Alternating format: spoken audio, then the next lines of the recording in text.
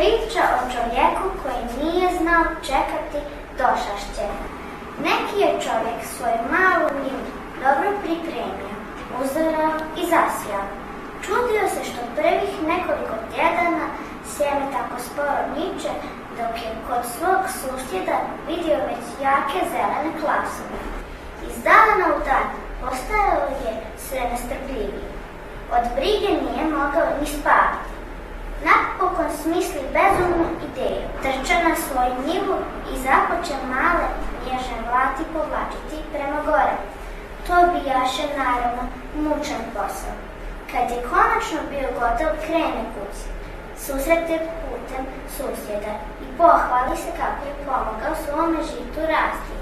Natiželjnici otrčaše na njivu, vidješe sve uništeno i uvenulo. Još dugo su u tom selu ismijavali čovjeka koji nije znao čekati.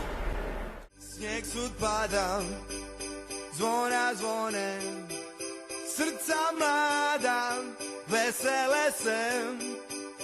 To je vrijeme ljubavi i mira, sretan Božić svakome.